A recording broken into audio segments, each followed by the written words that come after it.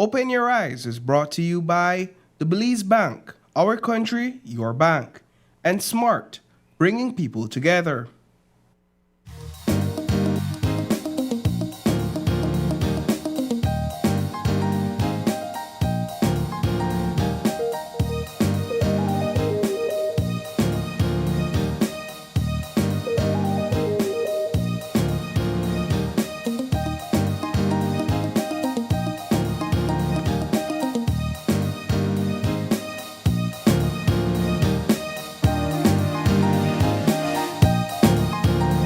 Live from the GBM studios in Belize City, it's Open Your Eyes. Start your morning right with your hosts, Sabrina Daly and Paul Lopez.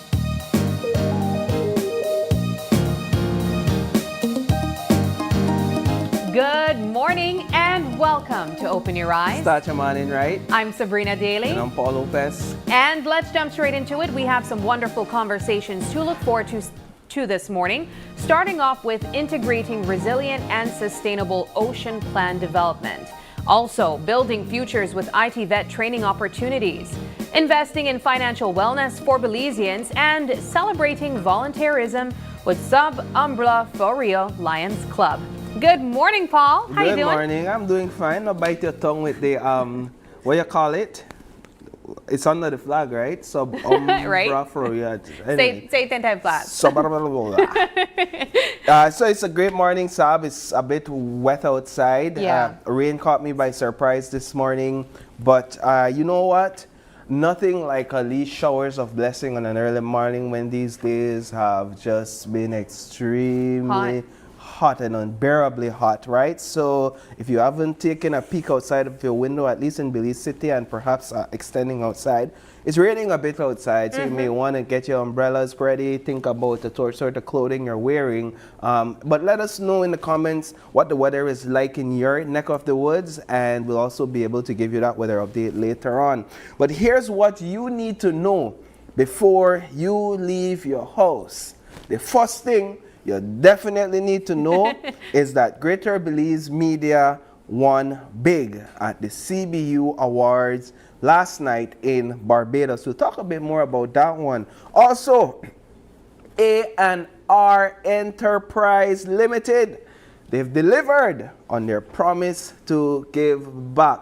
Yesterday I heard Sabrina refer to it as the backpack backlash. Well, it's turned into an opportunity of overflowing offering, right? Just trying to play with words there. Thirdly, how do you prepare your rice and beans? A very comedic video of a man trying to put together rice and beans for his wife. He visited Belize and they loved it so much, so they're making it now back at home. Okay. And I have to say, It reminds me of my first try, or at least first and second try, but maybe we'll get to that one. Fourthly, $250 million MCC compact expected to continue. Quite an interesting conversation there. That has been a roller coaster ride in terms of those funds for education and energy. We'll likely touch on that. And then last but certainly not least, new app makes Creole easy to learn. Make I hear you say pretty in a Creole. Y'all, you're pretty bad. How you say it? Pretty? Just the one word, pretty in Creole. Pretty. Pretty. Is there a way to say it? That's what we said last night in our story. I was like, pretty. Oh, pretty. I don't know. I just said it differently. Yeah, we usually say Miss Pretty. Okay. Yeah, well. But so those are the 5 things you certainly need to know this morning before you leave your house. Sabrina, let's perhaps begin with a conversation on GBM's haul, if you would, at the CBU Awards in Barbados last night. When Isani and I were on the couch earlier this week on Tuesday, and I know discussion was had yesterday, we were sort of teasing the fact that the Caribbean Broadcasting Union is celebrating, I think it's 40 or 50 plus years, right, in the region as sort of a solid foundation for media support, media recognition, media growth here in the CARICOM region. And as a part of this celebration annually, there's a general assembly where key topics and key issues surrounding media in the region are discussed, and plans are presented to strategize the way forward for the next year. But there's also an award gala, if you would, where journalists from across the region in leading media houses are recognized for their work and their contributions to society throughout the course of the year past, right? So last night's award ceremony in Barbados would have been to recognize the contributions of a hard-working, dedicated journalist from 2024. Yeah, so the year before. So the entirety of 2024 from January to the end of the year. These are qualified submissions. If your story submitted or aired between January and December, even though the award ceremony comes mid-year the next year, because they have to process all the submissions. And there were hundreds of submissions. We had announced from earlier in the year that Belize was the country with the most submissions, specifically Greater Belize Media. So that was one thing that we could have boasted about, because then that showed that we have been working, right? And I know that you in full had a lot to do with collating that data and presenting the submission. So thank you for that if we haven't said it publicly. And so last night, based on the CBU's press release, because they're quick with it, they came out with a press release. Greater Belize Media won big. Yeah. We secured 12 wins and 3 special mentions, right? So we'll start there, and then we'll also look at the other countries across the region that also won big and should be recognized and were recognized for the work that they did in 2024. So perhaps we could start with the fact, Sabrina, that you won your first CBU award last night. How does that make you feel? Oh my gosh, I am so incredibly proud. I'm so grateful. You know, it's a lot of work that goes into submitting these awards or these stories every year for the award show. And I believe this is probably my 3rd or 4th year putting together this entire package on behalf of Greater Belize Media. And I did not expect that I would have been chosen this year. More than anything, I just wanted to make sure that we won more than we did the year before. And so I really, really pushed hard to ensure that we submitted as many stories as possible. And obviously that paid off. I think one of the things that's worth mentioning as well is that our main competitor in the competition or in the award show itself would have been RJR Gleaner from Jamaica. They also won 12 awards and they secured 6 special mentions as well. But they also submitted for categories in print and radio. And so for us here in Belize, we submitted only for TV and digital. And we were still able to come out neck and neck with Jamaica as well. And so that's a really big deal. I'm so proud of the entire team, Paul. You also walked away with 4 awards this year. Yes. That's that's amazing. And I just have to say kudos to everyone. We have Brittany Gordon, who's also new to the team, relatively new. She's been here about 2 years or so now. This would have been her first year to submit. Her first year to submit. Of course, Hippolyta Novello also won. Perhaps what we could do is just TV. Look at the list. Let's look at the list and let's just quickly go through the list so that you, our faithful viewers who've been supporting us over the last year through thick and thin, you're aware of the awards that we've won. So I have a list here, and that was Sabrina's story. We'll get to that. But so first of all, People's Choice Award. This one we won Best Comedy Reel for an award, Best Comedy Reel Award for Greater Belize Media, and this is a comedy reel submitted by Benita Keme Palacio, right? Yes. She's a part of the social media digital team. And this is from Michael Perifit. You can call me fat, but you can't call me thief.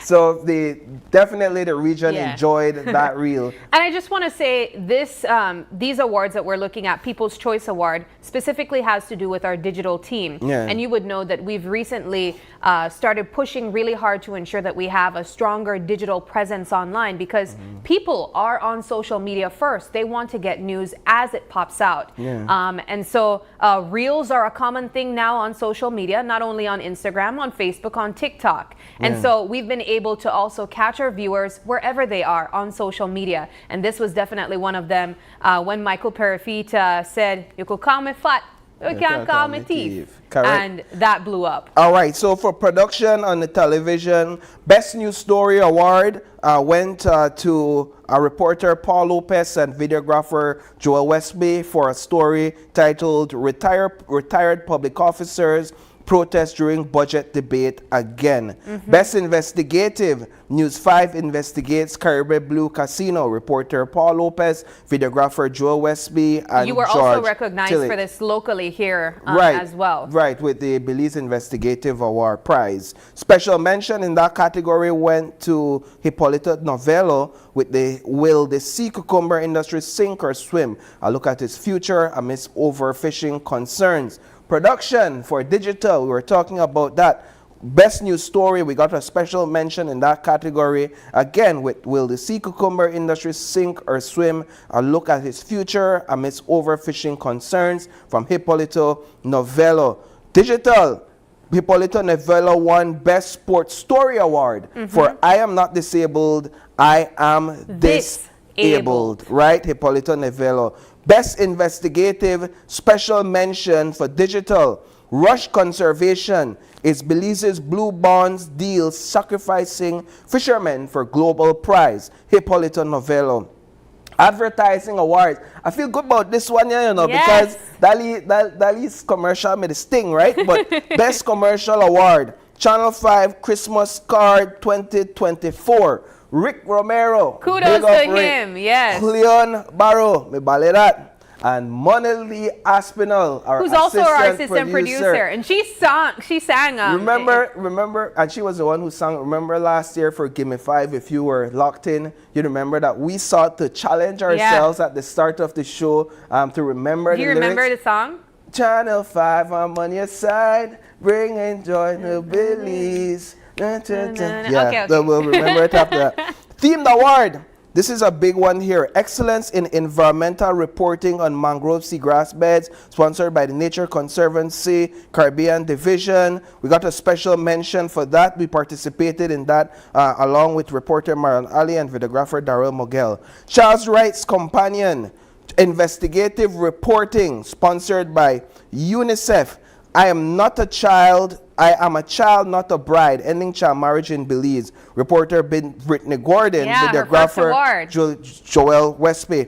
Child Right Champion. Elimination of Violence Against Children. Again, sponsored by UNICEF Belize. How is TCC fighting bullies? Reporter Sabrina Daly and videographer Kenroy Michael. So that's where you scored in that one. We'll have a couple more, guys.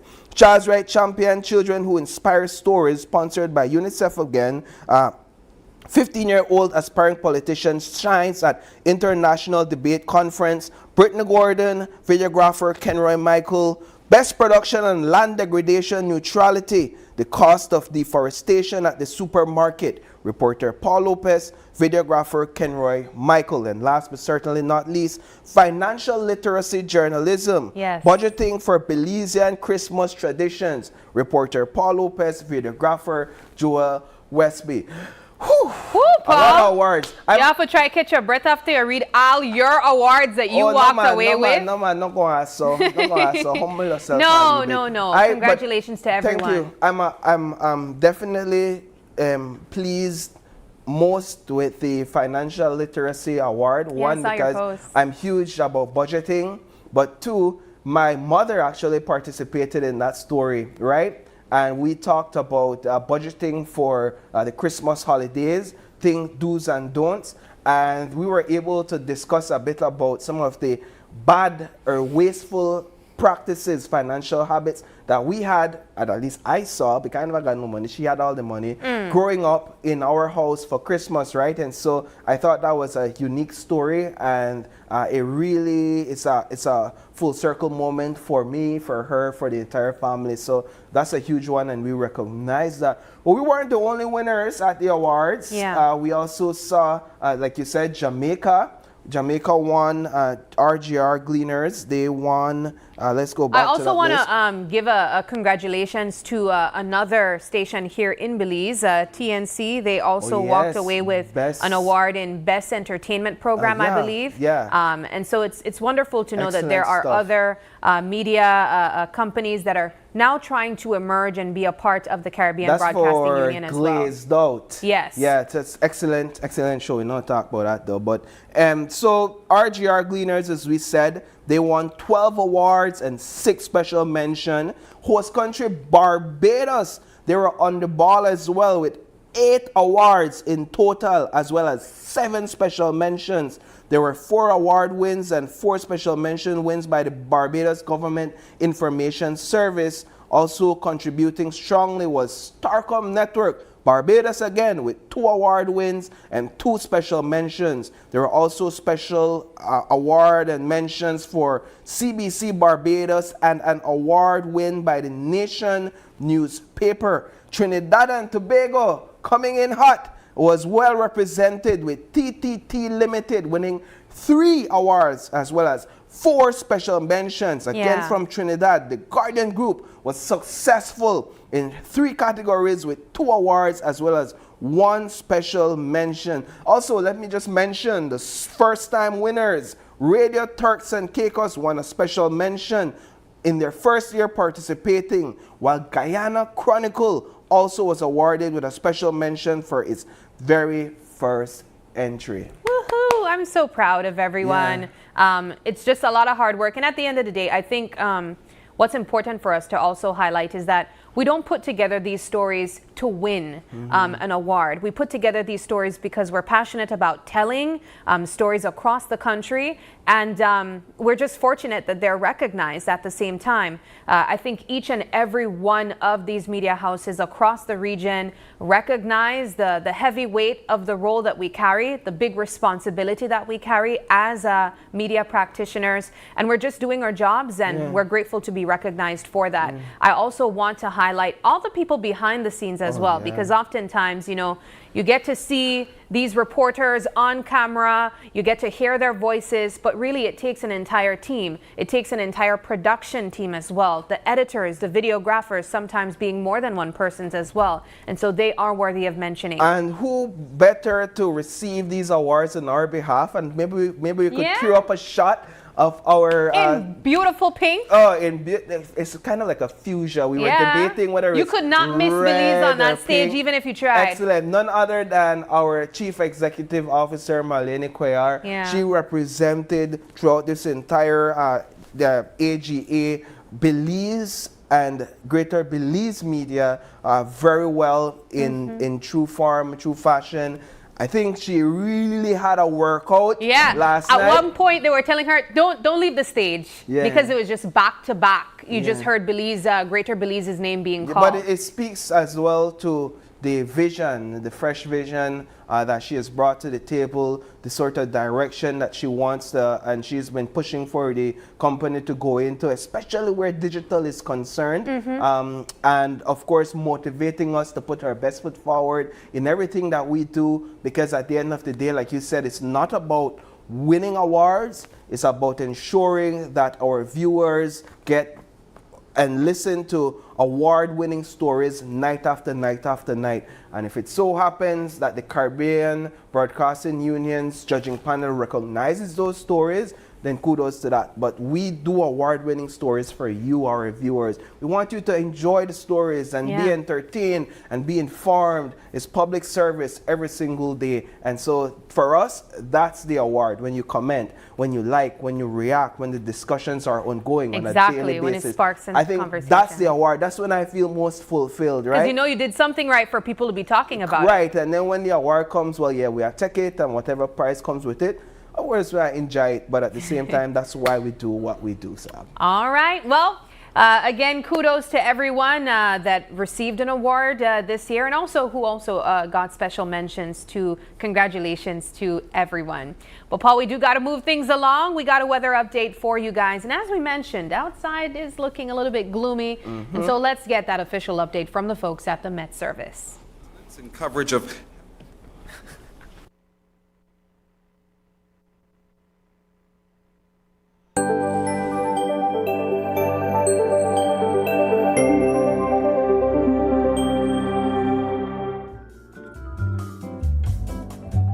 All right, folks, let's look at what we are into for today in terms of the weather. It says there it's going to be sunny skies, so to make the weather right now full on, with a few cloudy spells today and clear to partly cloudy skies tonight, so we could expect some sun.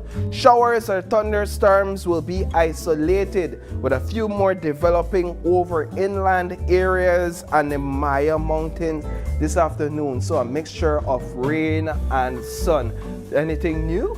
Today's temperatures along the coast is 89 degrees Fahrenheit on the higher end and 82 degrees Fahrenheit on the lower end. Inland, we're looking at 95 degrees Fahrenheit on the higher end to 73 degrees on the lower end. And in the hills, 83 degrees Fahrenheit and 68 Fahrenheit on the lower end. In terms of extended forecasts, wow, we're already at Thursday, and so we're looking at Friday, 87 degrees Fahrenheit along the coast, 94 degrees inland. Saturday, 88 degrees along the coast, 95 inland. On Sunday, 88 degrees along the coast, 95 inland. And then on Monday, 85 degrees and 91 inland. Astronomical forecast. The sun rose this morning at 5:36 a.m. and it's going to set later on at 6:14 a.m. for those sunset chasers. Moon sets at 3:44 p.m. and it's going to rise at 2:59 a.m. after midnight tomorrow. In terms of our marine conditions, sea state, slight, so nothing too much. Winds is going to blow from east at 5 to 10 knots. The tides, today's high is at 8:19 a.m. Today's low is going to be at 3:39 p.m. Again, another high at 9:39 p.m. And then tomorrow's low at 2:40 a.m. And I believe that does it for our eye on the weather. Stay dry, stay hydrated, and have an incredible day where the weather is concerned. Back to you, Sam. All right, Paul, thank you so much. We're going to take a quick break. But when we come back, if you ever wondered why is ocean resilience important for Belize's future, we'll be answering that question when we come back.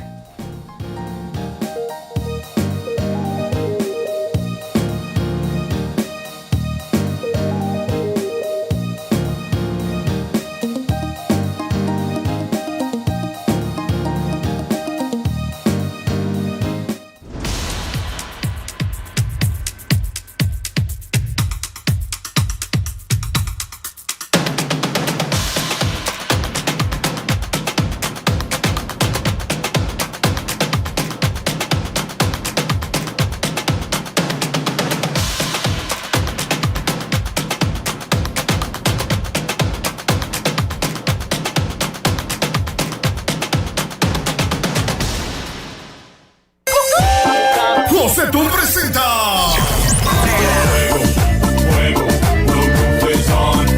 Los Cumbia Kings.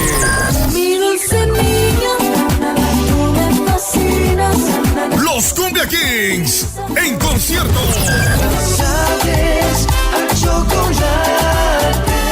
Este 30 de agosto en el Estadio del Pueblo, Orange World Belize.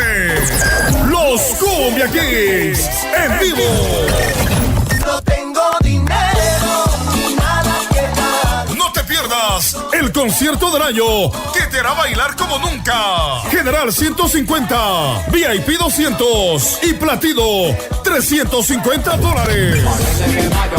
Boletos a la venta en la aplicación QuiPass, disponible en Android y iPhone. También con Orange Drag con cuellos, Shell One Stop, María's Café, Lifestyle Beauty Salon y WSK Call Center al 611-3677. Amor Turquesa, Boutique Belmopá. Gracias al patrocinio de BTV, Mechas, Cuellos, Lock and Loaded, Mark Production, Quick Pass, Lighthouse, Instituto Nacional de Cultura e Historia y Smart Belize. Who will walk away with the $10,000 grand prize and bragging rights as KTV The Remix Season 7 champion? Will it be Darlene Usher, Maureen Budram, or Samuel Carcamo? The judges have had their say, and now you get to have your way by voting for your favorite KTV finalist. And oh, I'll see you tonight, yeah, in my dreams I'll be alright. Always knew you're fake, wish you never fake. What's this feeling I'm feeling? Why am I shut my brain like this? Must it is hard, come it just can't quit. It's like I want but don't want you. What's this feeling I'm feeling? Why am I shut my brain like this? Must it is hard, come it just can't quit. Under the moonlight we dance so free, with your heart next to mine, that's where I wanna be. Your smile shines brighter than the stars above. Oh my sweet darling, you're my one true love. Remember, voting ends on Sunday at midnight. And don't forget to tune in next Tuesday at 8 p.m. for the grand finale of KTV The Remix Season 7. It will be a night you don't want to miss. Only on Greater Belize Media.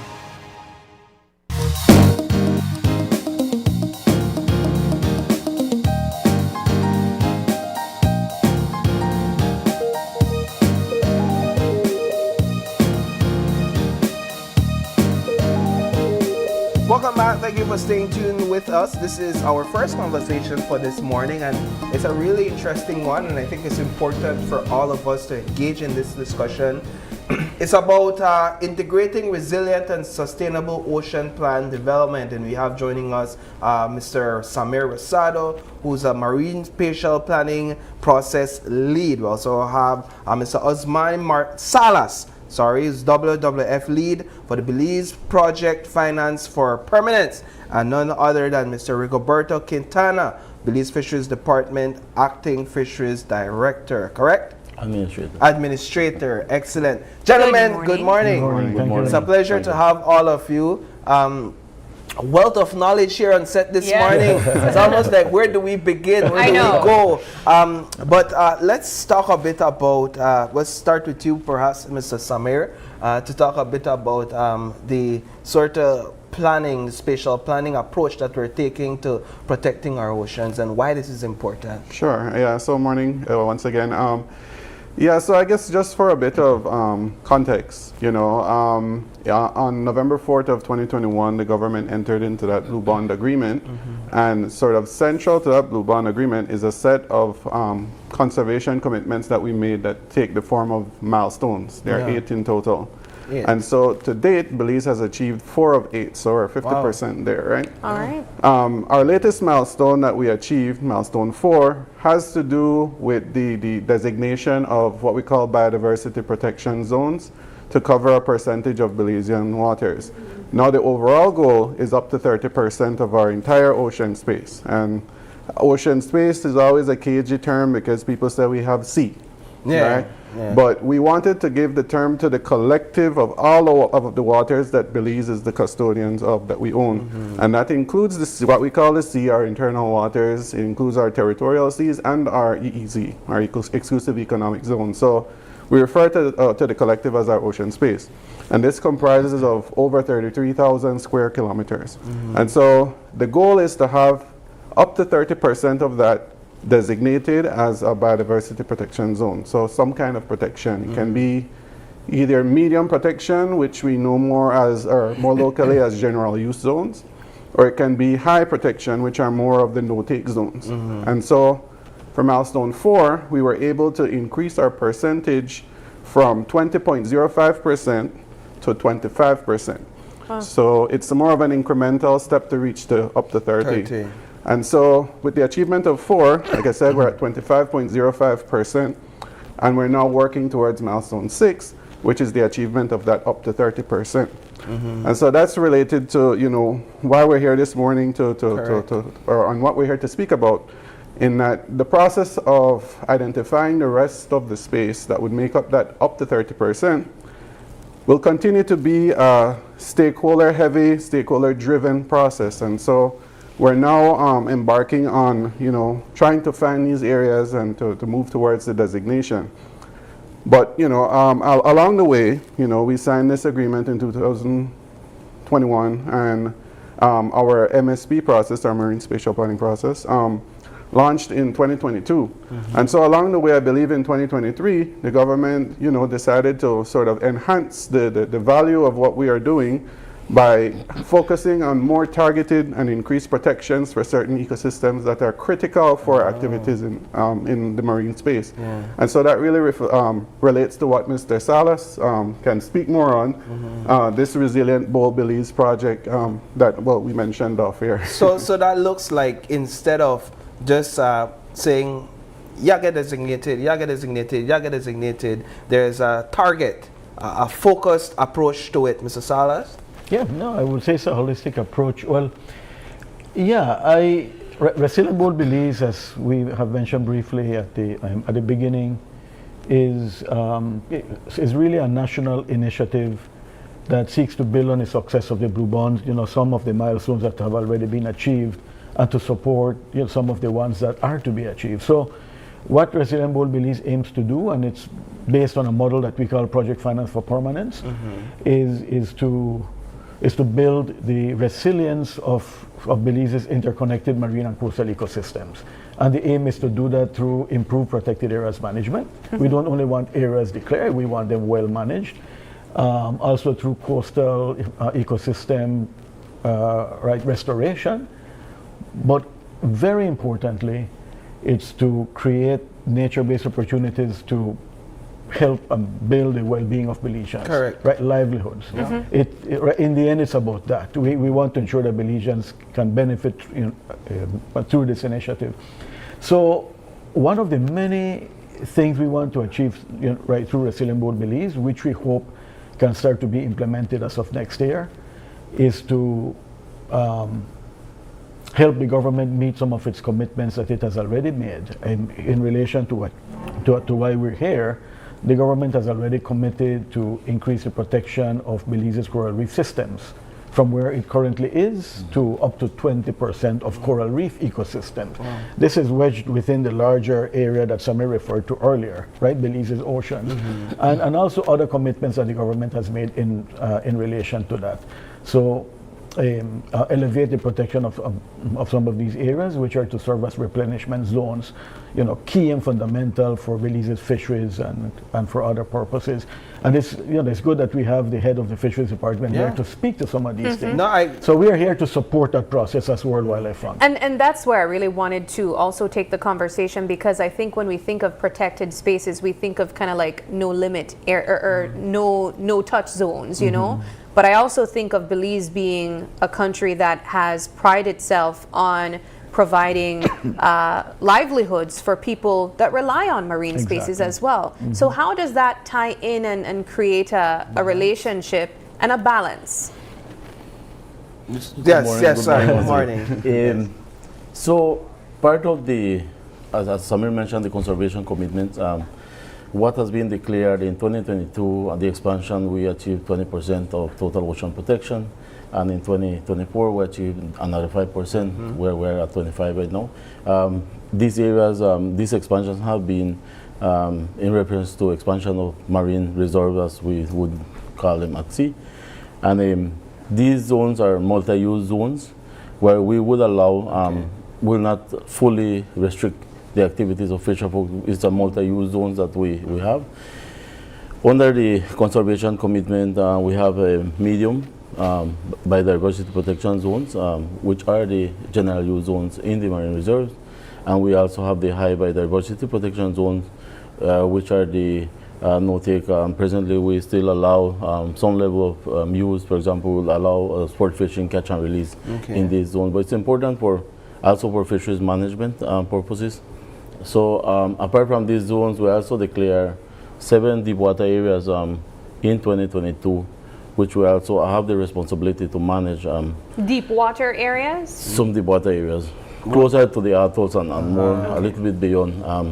So government has invested a lot of funding, especially under the government strategic allocation, to support the fisheries department and partners to ensure that there's more management presence, enforcement presence at sea. And presently, right now, we're developing the National Fisheries Enforcement Strategy. And it's a lot of work. We're also revising the entire fisheries regulation to ensure that it aligns with the Fisheries Resources Act that we updated in 2020. So it's a lot of work happening on the ground. I would imagine, Mr. Quintana, that when you hear more designation, your department kind of scratch their head like, all right, that means more enforcement, that means more people on the ground, more regulation, or in the sea, more watchful eyes. So you're saying that there's investments being done to ensure that all of that is taken care of, more personnel, more of a strategic approach, etc., to ensure that Belizeans are abiding by the law, if you would. Yes, and in addition to that, remember we have our co-managers and site managers that they are also being supported under the Belize Fund. Apart from the resources that they get, they are also being supported.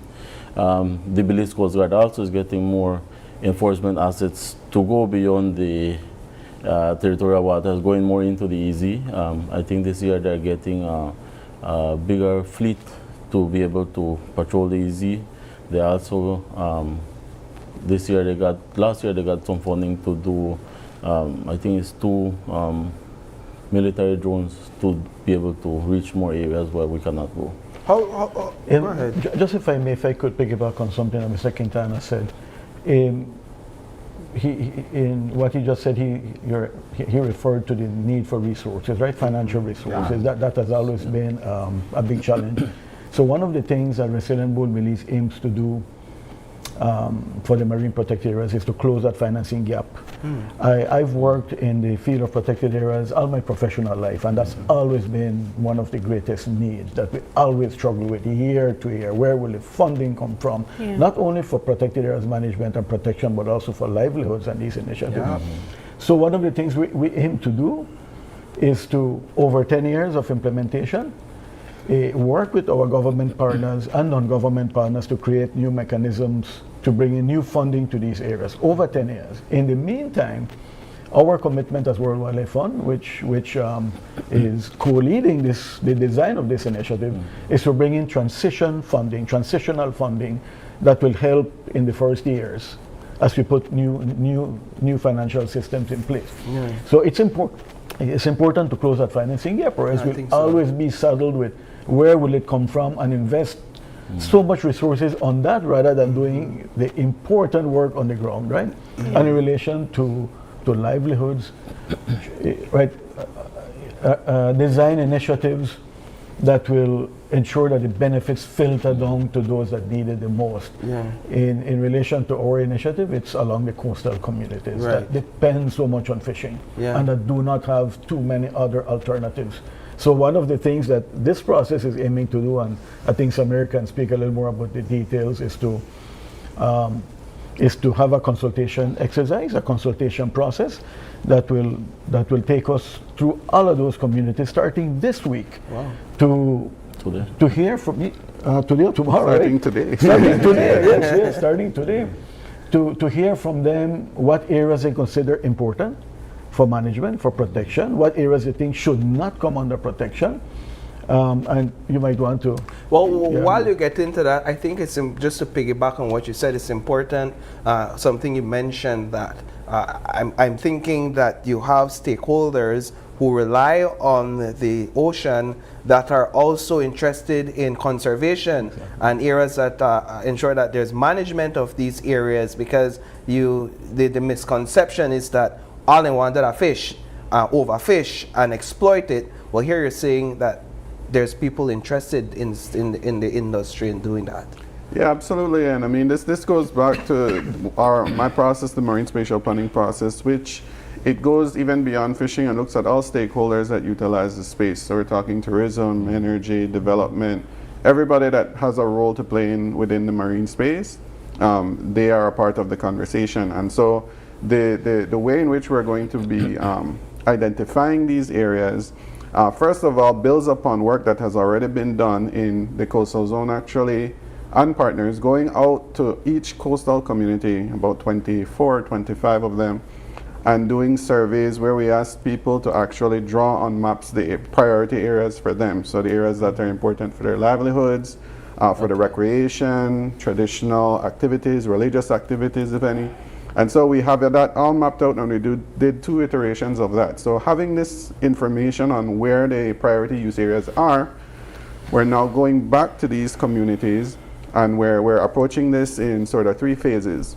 So the first phase is more of a closed group session where we will have focus groups for the 2 primary sectors, fishing and tourism, and then one also to include all other stakeholders, where we'll have a small group sort of sit with map and identify those spaces that Mr. Salas was talking about. So areas that they don't want to be included in our next round, areas that can be, and then of course we would do that in every community to get just a blanket laundry list of sites that can work.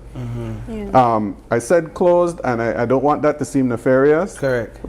It's a group of people that can represent the sector. We hired a facilitation group through with support from the WWF to actually conduct these meetings, and they're the ones that sort of reached out and saw and tried to identify the people who are best suited from the sectors to participate in that. And it being a focus group session, you might think that you won't know what comes out of it. Well, we're actually utilizing a tool called C-Sketch, which is completely online. And so all the areas that are identified show up on that. So people, the general public, can follow along on C-Sketch. There's a Belize platform for the Belize Sustainable Ocean Plan, where you can go and see all the shapes, and you can provide comments on these shapes so that we can get the feedback in real time. So I think it's so amazing to see the way that meeting these milestones have so much impact on so many other smaller pockets in the country. And it's almost like a giant web that in order to meet this, you have to extend out and meet all of these other parts as well. And of course, this is all in an effort to maintain Belize's ocean resilience. But when we think of the greater purpose for this, why is this important for our future? In my opinion, and I'm of course an advocate for spatial planning, but I believe this process allows us to really take the time to rationalize where activities happen. Because when we think about the environment, a lot of people have the assumption that it's infinite, that the resources will always be available, that we'll thrive with it forever, and that is simply not the case. The resources are finite, and I think we're at that position where as a country, we've grown enough that we kind of need to take the opportunity to actually roll up our sleeves and have the difficult conversations to really plan out the use in a way that's in our own best interest. And I mean, it's never going to be a fully, kumbaya moment with all our stakeholders. There are compromises that need to be made, and if everybody walks away from this process fully happy, then we've done something wrong. And I'm glad that, go ahead. Belize is a coastal nation. Correct. And its economy is largely nature based. So what do we have? We have our blue economy, we have our green we have our blue and green resources, and it's contingent on everybody, from the upper echelons of power to the communities and everything in between to manage and care for what we have. That's what we have. Our reef systems, we have the second largest in the world. I mean, that sets us apart. And the world is watching this region. Not to take it away from marine discussions, because this is why we're here, but just last week, our Prime Minister and the leaders of Mexico and Guatemala signed a Selva Maya cooperation agreement for the Maya forest. Everything we do on land impacts the sea. In particular Belize, where there's it's a small nation, and all our rivers empty out to our ocean. So it's all interconnected. And I think it behooves us, and it's responsible for us as a people to look at the big picture, because this is what we have. But as we expand our protected areas, ocean space from 20 to 25 to the ultimate goal, how do we help stakeholders to understand that this is not necessarily about restriction, but about resilience? Because stakeholders will think, man, it's my livelihood, and while when they restrict this area, more limited, way stricter in this area is taking away from our livelihood. How do we help those fisher folks, for example, to understand that? Yeah, I think our main role is to ensure that there is continued management and ensuring that we continue to provide the ecosystem services. When I say that, you have to look at all the activities in the blue space. When you look at sustaining tourism, sustaining fishers' livelihoods, and also the resources that come along with it to, for example, to have more enforcement presence at sea, improve management of fishery resources. So actually we are managing this adding more size is to sustain the livelihood of communities that depend on these resources. Yeah, so it goes right back to them. Yeah, it's ensuring that on the long term we have sustainable fisheries, we have sustainable tourism activities and other activities within the blue space. Are we seeing so far, is it too early to call benefits already deriving from this initiative in terms of our marine space? And I speak about the ecosystem out there, whether it's a replenishing of certain species, an increase in population, just the way we're viewing it. Are we already gathering or collecting data that's useful? Well, presently, I think we have sustained the livelihood of fisher folks one is from the traditional fishing activities, which is primarily lobster and queen conch.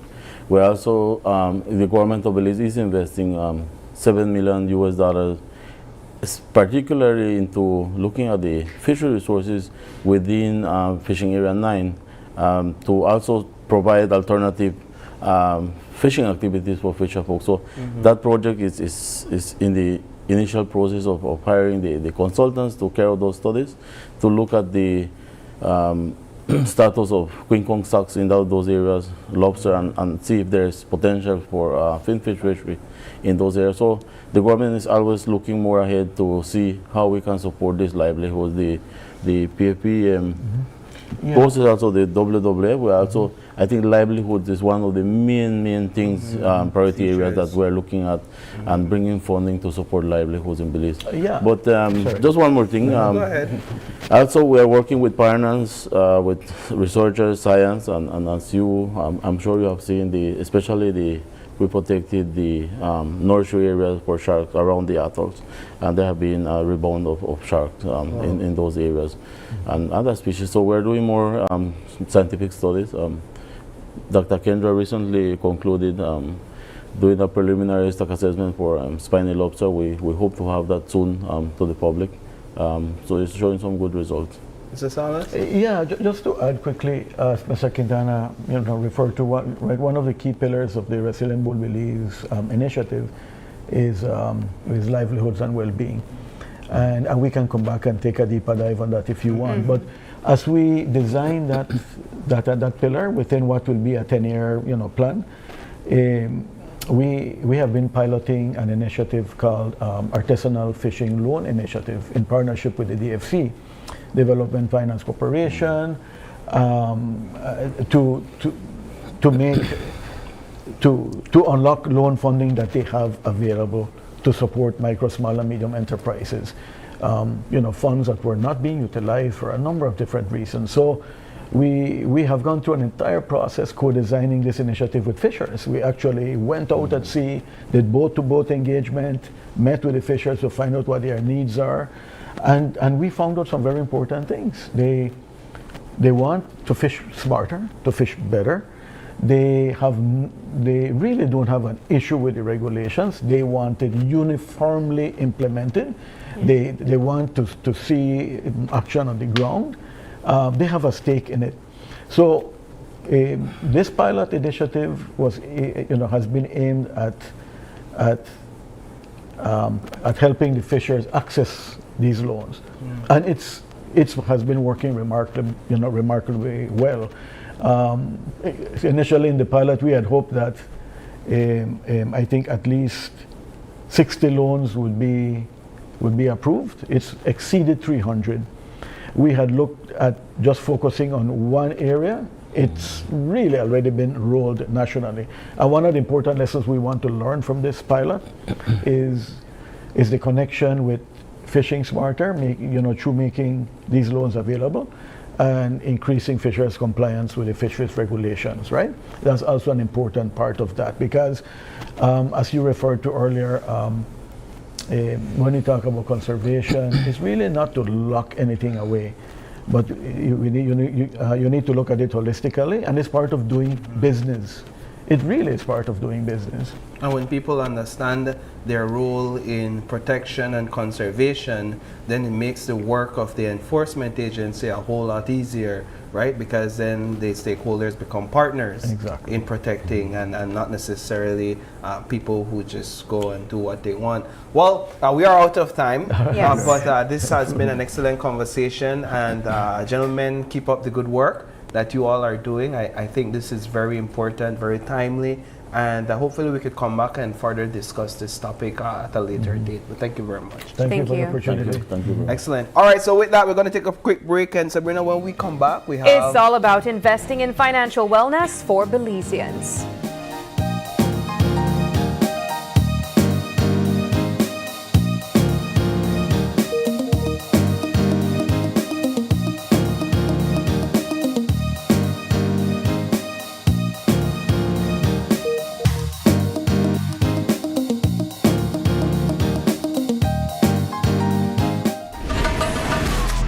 Easy. Accessible. Safe. Yours. Digi Wallet. Easy, accessible, safe, yours.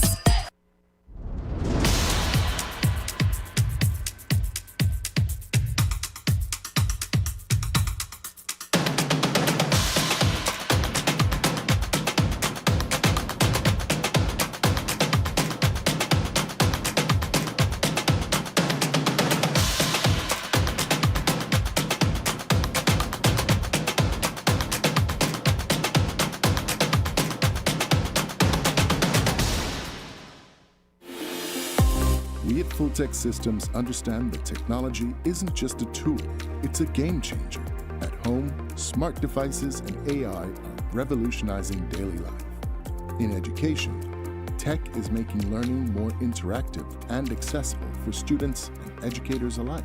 For businesses and government, it's driving innovation, streamlining operations, and unlocking growth, leveraging tech for better services, infrastructure, and security. At Fulltech Systems, we help you thrive with cutting-edge solutions, partnering with leaders like Dell, HP, Microsoft, APC, Fortinet, Cisco, and Tomy.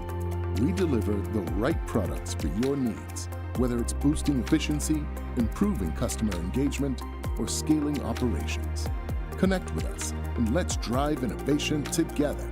Fulltech Systems, your technology center, where you come for the price, but stay for the service. Who will walk away with the $10,000 grand prize and bragging rights as KTV The Remix Season 7 champion? Will it be Darlene Usher, Maureen Boudram, or Samuel Carcamo? The judges have had their say, and now you get to have your way by voting for your favorite KTV finalist. And oh, I'll see you tonight.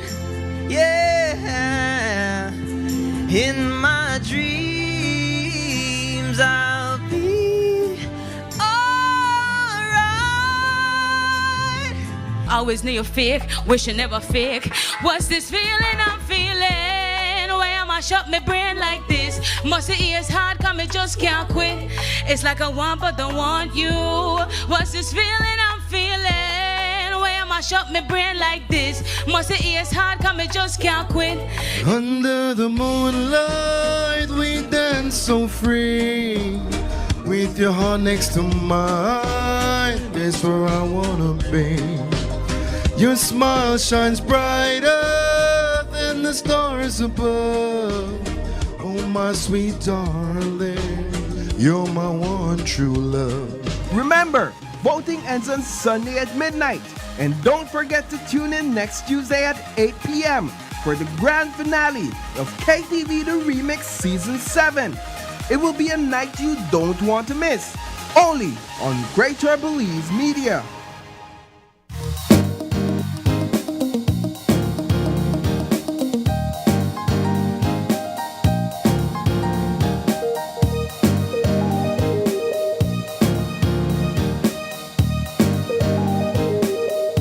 Welcome back. This is our second conversation, and as we mentioned, it's all about investing in financial wellness for Belizeans. We are joined this morning by Nicolyn Raymond. She is the founder of Inner Peace Financials. Good morning, Ms. Raymond. Thank you so much for joining us. Yes, thank you for having me. Thank you.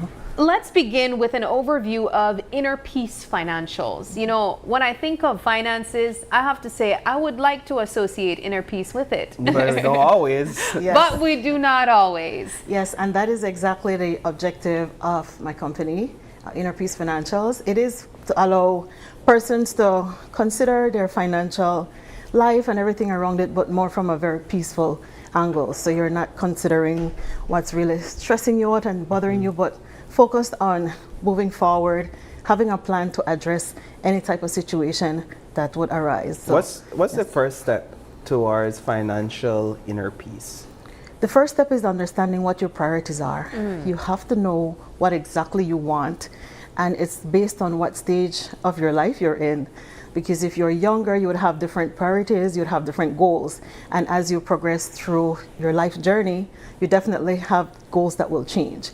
And so the first step is to understand what exactly you need to achieve. So how did Inner Peace Financials come about? How long has it been established, and what are the type of services that we get from it? Inner Peace Financials was established in March 2021, just after COVID.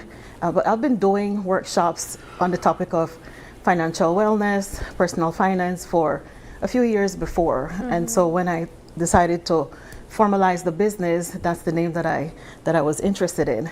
And so what we do within Inner Peace is offer workshops. We provide courses, one-on-one coaching, speaking engagements. I do a lot of work with community groups across the country as well as entrepreneurs, and then we do have a financial wellness program, an employee financial wellness program. We love having financial literacy conversations on this couch. I mean, there's been quite a few times that we've had guests come on and talk about ways that you can improve your financial wellness or your financial well-being when it comes to budgeting, when it comes to planning for the future. But what have you observed based on society, the practices that people have that are leading them to not having financial inner peace? I think the main thing is unpredictability and even uncertainty. And when you are in a place of uncertainty, you don't understand where you are in terms of your finances as well as your life. It really adds to a level of stress, because then you're not certain where you want to go. And so establishing your goals is definitely the first step, which I find once you have worked through, I have created a piece, I'm going to call it money management process. Once you've worked through the steps, you get to a place of fully understanding where you are. And once you understand where you are, then you can decide which way to turn, what's important to you, what are you going to put your money in, where exactly do you need to spend more, where do you need to cut back. And also having that plan for emergencies, and that is where planning comes in. It's tough though, because when you say having a plan for emergencies, a lot of people tuning in right now might say, Nicolene, I don't even have, I don't want paycheck away from poverty. Yes. You know, I mean, a lot of people are saying that they need more money. They need a higher paying job, or they need a pay raise. What do you say to them? I say that you really need to take a step back. And the first thing is to track where your money is going. And I'm talking about every single penny. That's an exercise that I did for 1 year. And I could tell you where I thought it was going was definitely not where it was going. And so when you're able to take a step back and track that, and then you get to make decisions thereafter. So certain things you know for sure, like I might need to cut back on this particular activity because I have this bigger goal that I need to be channeling money to. And so that's a very important first step. And I understand the paycheck to paycheck, but I think that we need to, again, just take a moment to track that and decide if I'm putting $5 a day into buying meals or $10 a day into buying meals, how about I pack my lunch, and that way I can start putting away $10 a day for a bigger goal that I would really want to achieve, something that's way more important. So we really have to spend some time weighing our needs and our wants. And oftentimes when you are stressed, your wants outweigh your needs because you're trying to meet an emotional That's an excellent feeling, point. something. And so you're spending, but you're not really conscious of whether it's, well, you're spending because you're trying to meet something inside that you can't get.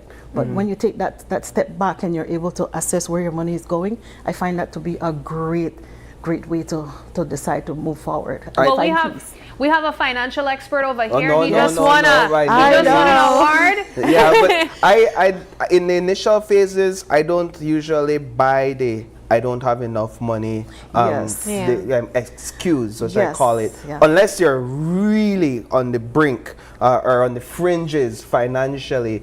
I don't buy it because, as you said, priority. And a lot of times, and I think what you said is right, when we step back and we look at what we have, we look at where the wastage is, we realize that we actually have more than what we think we have in the initial phase. But you spoke about some steps, and I'm interested in hearing more about the steps that you would engage in with your clients. Right, so the Peace Money Management Model, PEACE, really outlines 5 steps that you could take in any area of managing your money. So for example, when you consider budgeting, which is one of the first things that's the first step. The P really stands for prioritizing your essentials. Like, what exactly do you need right now in this moment for the next 3 months? The E is about evaluating your income and your spending, and this is where you get to then track those spending and see exactly where your money is going. And then once you have those 2 pieces down, you have your goals, you know where your money is going, then you want to be able to allocate resources wisely. And now this is where the peace comes in. It has to be in alignment with your values, like what is important for you. So for me, inner peace is important. And so I will not spend on activities, events, anything that brings a sense of chaos or perceived chaos for me. And so I find that I would invest in perhaps taking a nice trip, finding a beach somewhere. Versus going to a concert, which I find to be not exactly where I know I want to be. Overstimulating. It definitely could be overstimulating. All right, so can we bring back the graphic just because we're at A? We want to continue. And so C is about creating room for savings.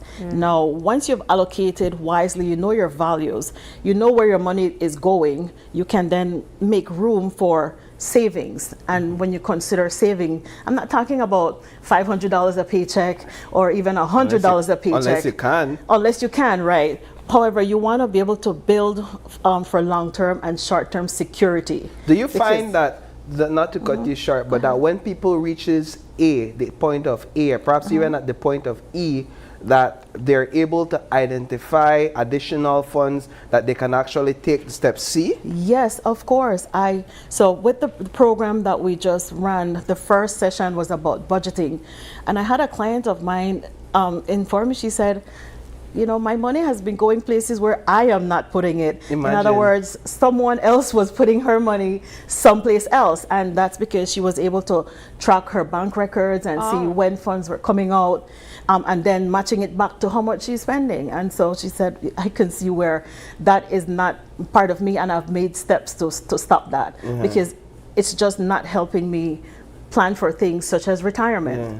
So, and in that, they identified additional funds for savings. That's C. Talk about E. E then is about expanding intentionally. You know where your money is going, you know what your goals are, you have decided I need to put this amount into various areas, you know that you're saving for short-term and long-term security. Expanding is where you're now learning, you're growing, you're reading, you're studying this financial management, you're studying personal finance, right? You really want to spend on growth and investing on learning more, because finances are intertwined with every aspect of your life, no matter your age. Yes. If you have a toddler, they will have their own budget. And when you move towards things like retirement, most definitely you want to consider that you are secure, you can take care of yourself beyond your working years. So learning is a must. And I continuously learn, because I find it so important to be able to know where I am and the things that I really want.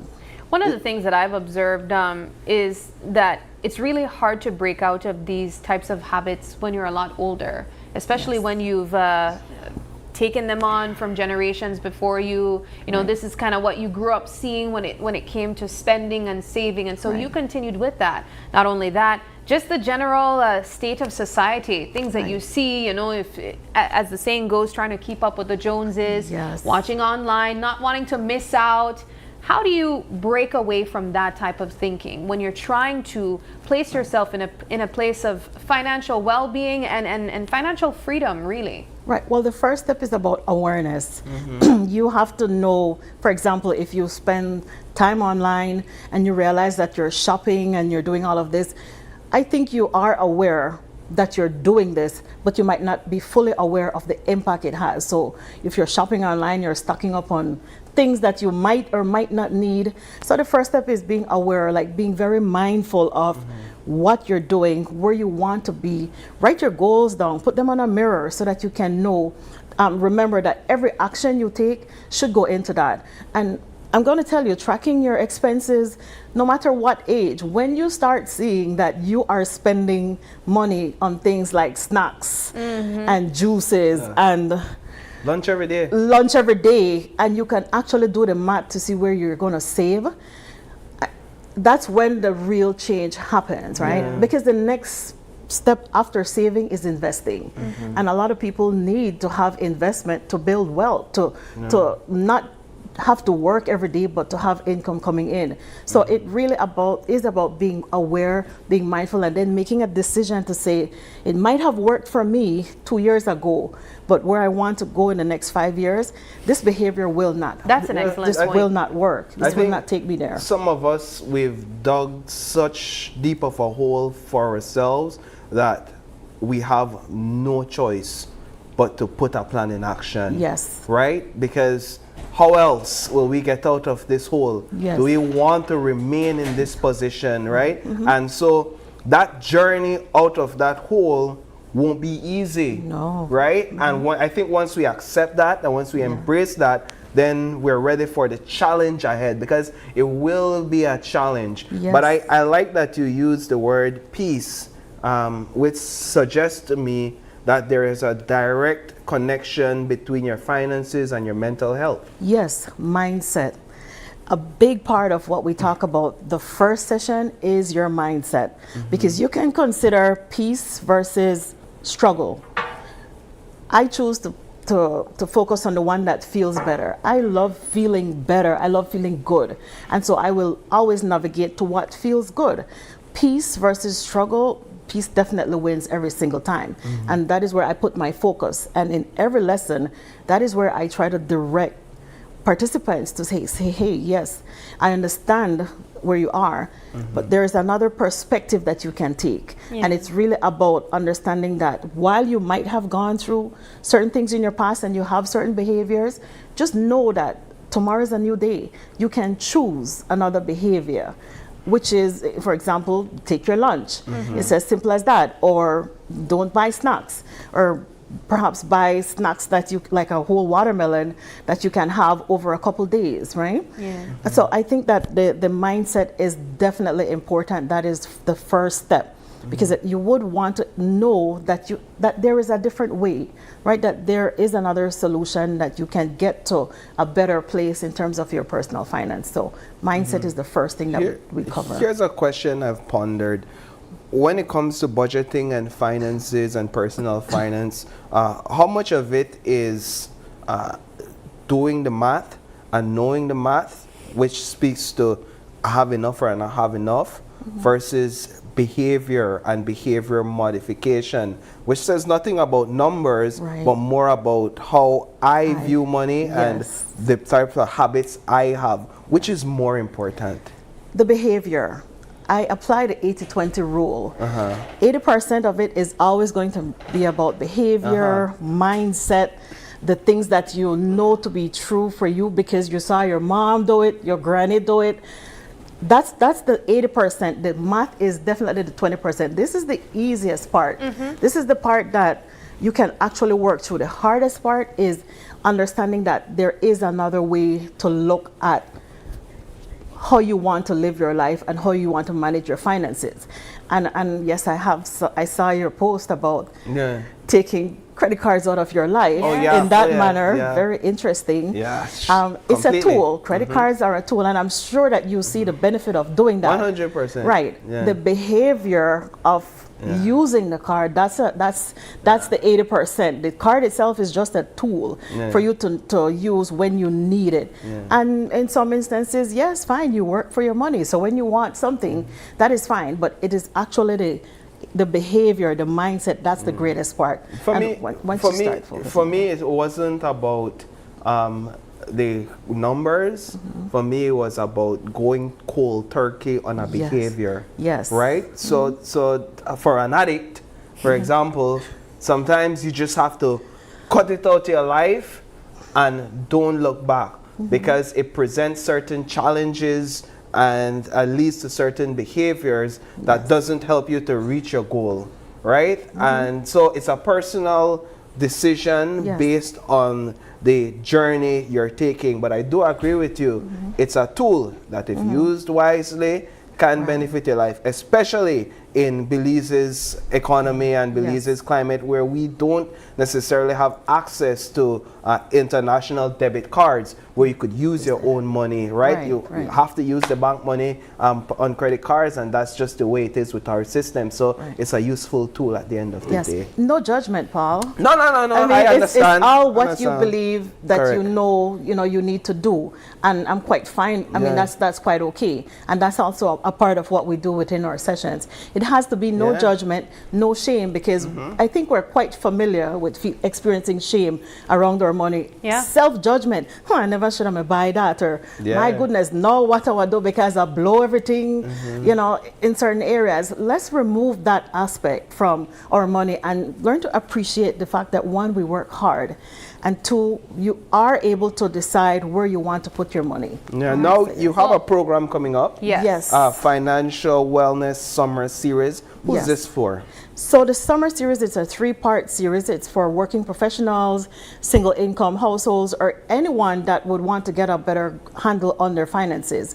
It's a 3-part series. Series sessions 1 and 2 have been completed. We looked at budgeting, we discussed investing, and the upcoming one is about managing your money through transitions. So whether you're a new parent, you have a new job, you're moving, any transition, and oftentimes I get people call me and say, Nick, I need your help with this because I have this coming up, or I'm actually in this situation. So this session is going to be like a culmination of the first session and bits of the second, because now this is how do you move forward with your life? How do you then make changes where necessary?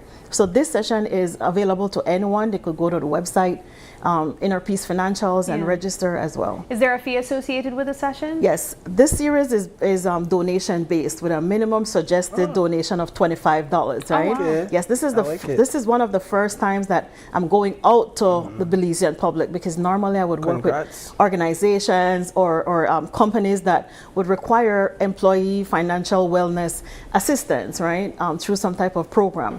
So this one is about going out to the public, $25 minimum suggested donation, but you can donate any amount. I really wouldn't want to limit anyone, to say I only have $5. Let's do the $5 because my focus is on the impact.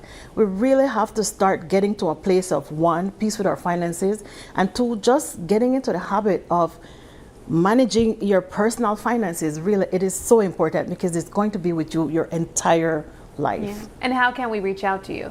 You can find me on Facebook. You can follow me Inner Peace Financials on Facebook, Instagram. I'm on LinkedIn as well. And also visit the website, innerpeacefinancials.com, to register, to sign up for the program and find out more about the services that we offer. I saw that there was a QR code online on the screen as well. Is that to register for the program? The QR code is to register, yes. And there is also another QR code to meet me on Linktree. All right, excellent. Perfect. Ms. Raymond, congratulations. Thank you. And all the best moving forward. Thank you. Thank you very much. Thanks for having me. Oh, it's a pleasure. Okay. All righty, we take another quick break, but don't go anywhere. When we come back, we have more conversations to look forward to.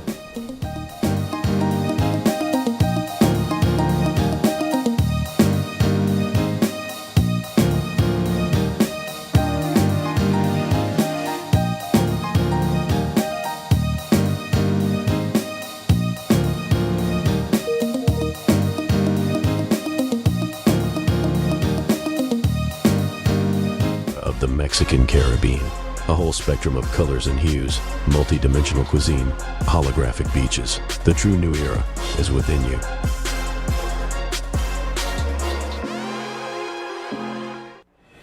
This is where blue innovation meets green ambition and orange creativity thrives.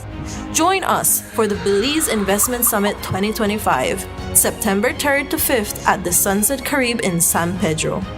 This is the future of regional integration, and it starts here. Whether you're returning home, expanding regionally, or entering new markets, Belize welcomes you. Why Belize? Why now? Belize Investment Summit 2025, Bridging Markets, Building Resilience. September 3rd to 5th, Sunset Caribe, San Pedro. Visit investmentsummit.bz to register and be part of shaping the investment frontier. My name is Leomar Langsert and I'm a teacher and I bank with Belize Bank Independence Branch. What I enjoy is to see if the features that the app offers. I have a sense of not having to worry or be concerned about somebody finding my password and username to sign in the application because of the use of the one-time password. And another feature that I love, that I use the most, is how the app synchronizes with my fingerprint on my device. I enjoy the rapid and easy, seamless process to apply for loans through the Belize Bank, and I don't have to be having too much back and forth to visit or take time to visit the bank. They also start to offer the online applications through the app for loan applications, which I believe is very neat. I would definitely recommend Belize Bank to other teachers because one of all the features and advantages that the app offer, with these online that Belize Bank offered, is basically everything that you can do in the palm of your hand. So I would definitely recommend the bank to other teachers.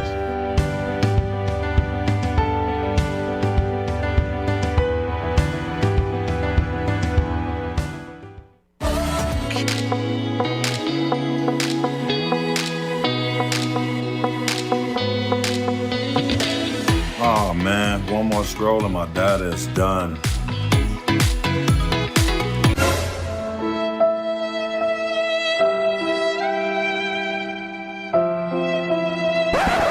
Wait, who said anything about running out?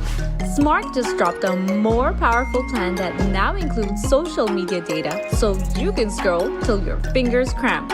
Enjoy free social media data now included in our Flex Choice and Select postpaid plans. Visit any Smart showroom to sign up today because connectivity just got even better.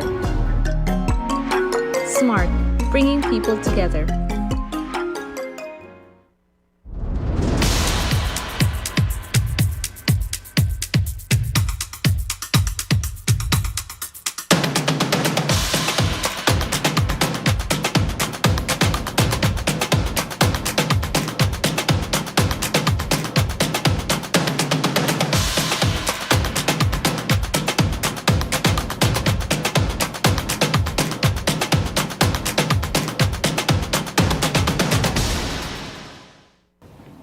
Alright, on the one fun day on, the window open and the light may turn off.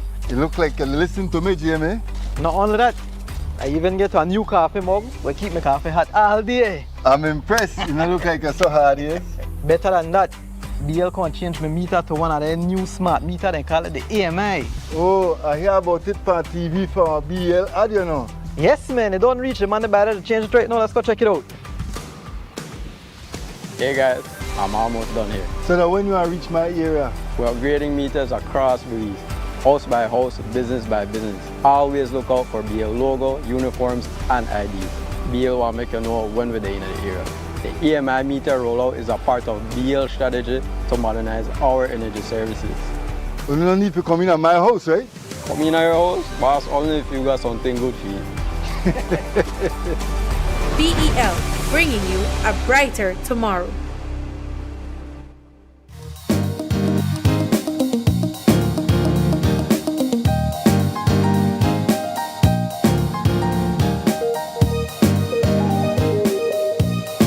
Welcome back. We are jumping into our next conversation, and it's all about celebrating volunteerism with Umbra Floreo Lions.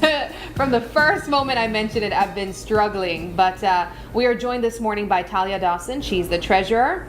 Also with us is Tevin Arthurs, who's the chairman Childhood Cancer of the Childhood Cancer Committee. Good morning to both of you. Good morning. It's a pleasure having you on set. We're excited to have this conversation. So let's start with Umbra Floreo Lions Club. And who are you guys? Introduce yourself. Tell us about you all. Okay. Go ahead. So, the Umbra Floreo Lions Club, we are just a branch from the International Lions Club because this is an international thing, right? So I have two words: we serve. We serve, we give back to our community, and we go on our pillars, which don't only go for Belize, it goes internationally. Those pillars are childhood cancer, youth, environment, in hunger, and diabetes, vision.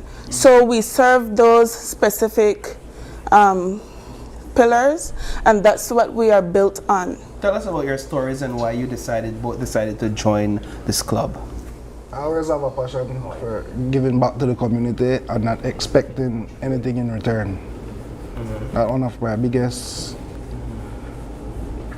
motivators. So when did you join? I joined last year. Last year. What has the experience been like for you? It's nice because whenever you're serving the community, you see the joy in some of the people's face, and that's what makes me happy.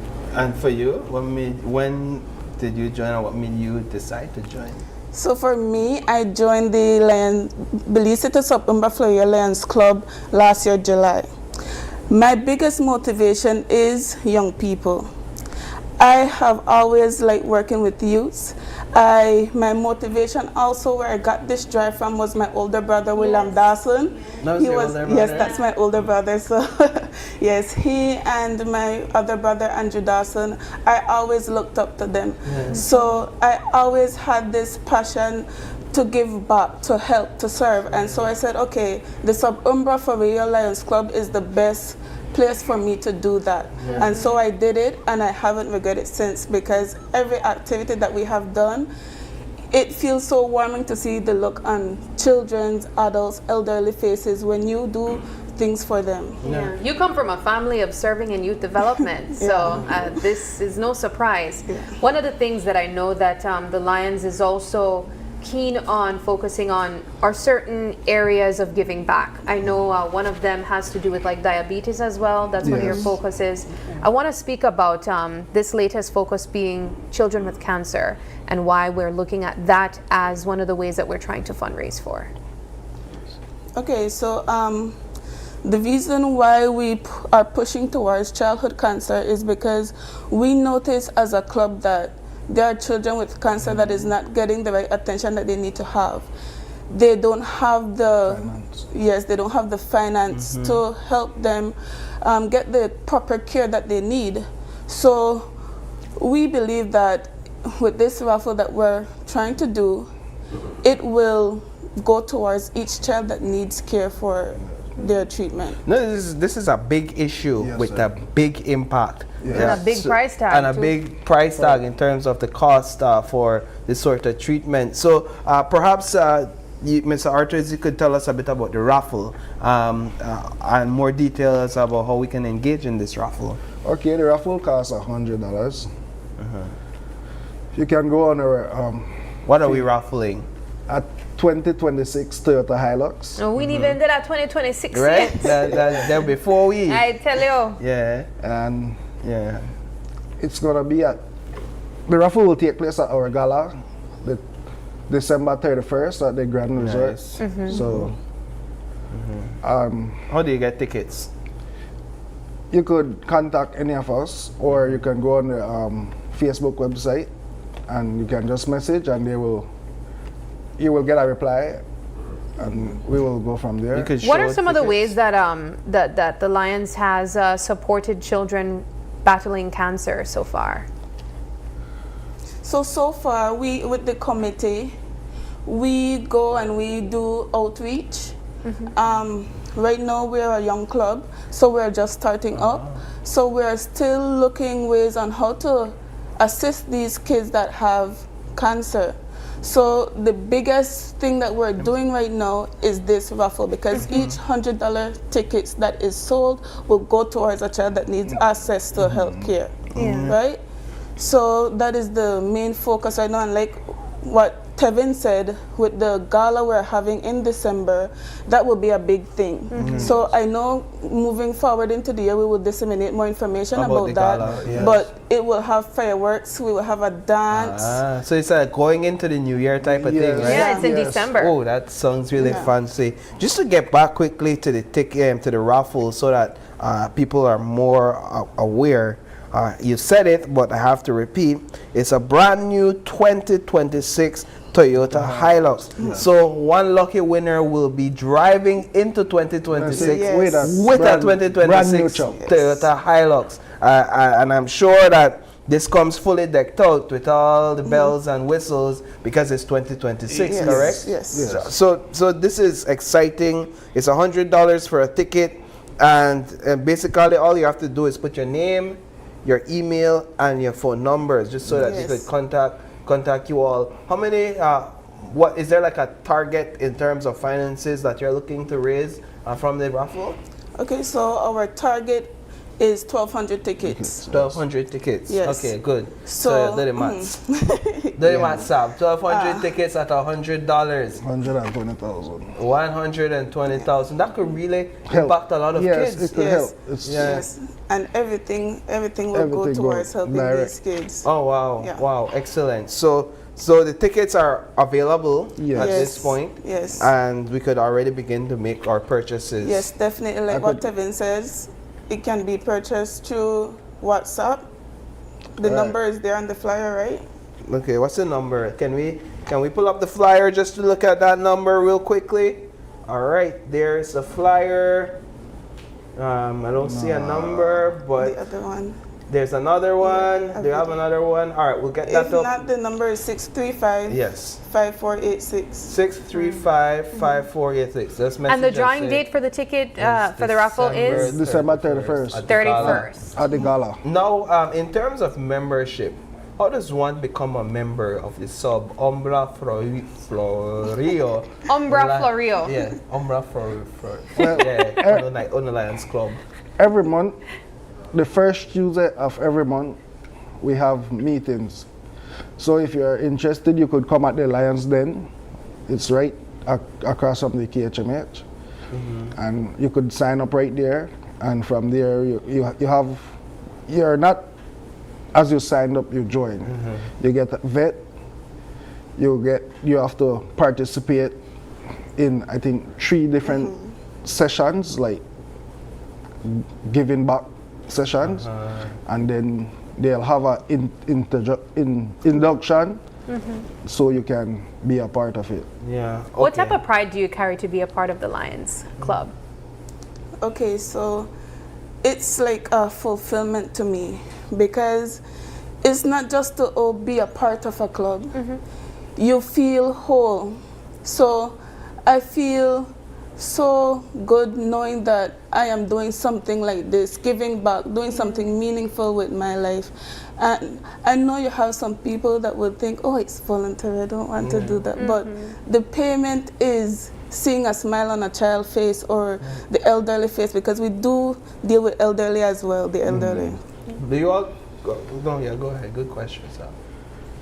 For me, it's a big thing, and I look up very and stand up proud, and knowing what I'm doing is the right thing. And like I said, a smile on the face keeps me going. Excellent. So in terms of collaboration with other Lions Club, do you all do that as well? Yes, we do. Okay, good. So how many branches do we have in Belize City?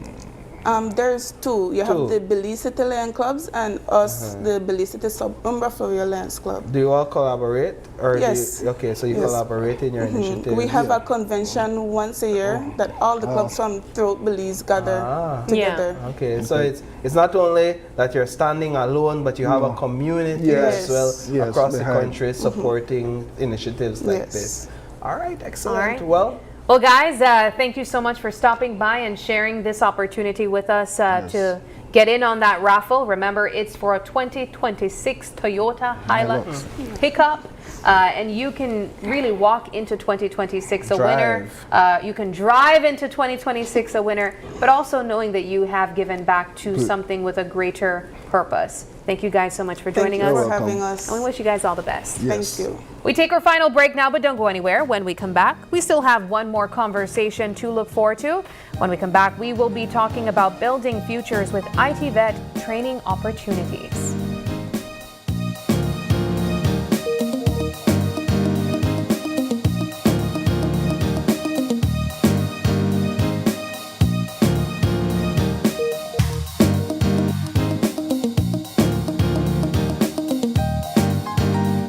Benny's exercise and composition books, just in time for the new school year. Get 6 composition books for 5 B-Bucks and 12 exercise books for only 2 B-Bucks. Benny's and B-Bucks, getting you ready for back to school. We are ready for back to school. Are you?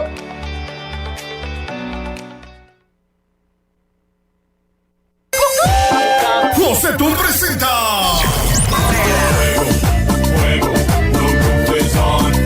Los Cumbia Kings.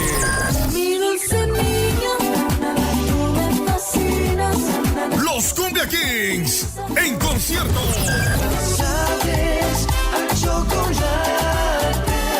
Este 30 de agosto en el Estadio del Pueblo, Orange World Belize.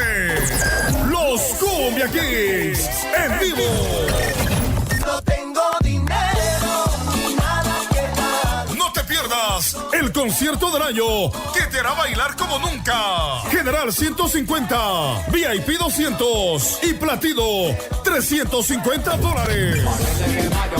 Boletos a la venta en la aplicación QuiPass, disponible en Android y iPhone. También con Orange Drag con cuellos, Shell One Stop, María's Café, Lifestyle Beauty Salon y WSK Call Center al 611-3677. Amor Turquesa, Boutique Belmopá. Gracias al patrocinio de BTV, Mechas, Cuellos, Lock and Loaded, Mark Production, Quick Pass Lighthouse, Instituto Nacional de Cultura e Historia y Smart Belize.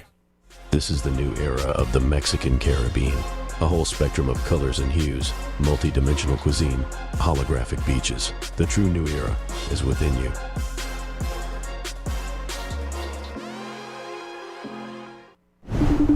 Yo, what's up, bro? Just Western Union moms a little money using DigiWallet.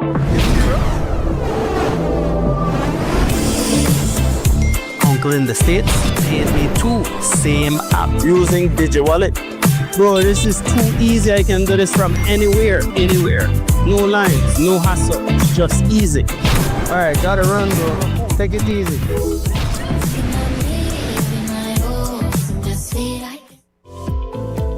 Unwrap the joy of crystal clear picture and sound from Iowa, the brand that offers you affordability and exceptional quality. Iowa has a wide range of exceptional products to choose from, such as TVs, speakers, headphones, home appliances, and much more at affordable prices that won't break the bank. Enhance your audio-visual entertainment experience with Iowa, and for your convenience, parts are readily available in country for hassle-free maintenance. You can find Iowa products at your local electronics store countrywide. Choose Iowa, the best in home entertainment and household appliances.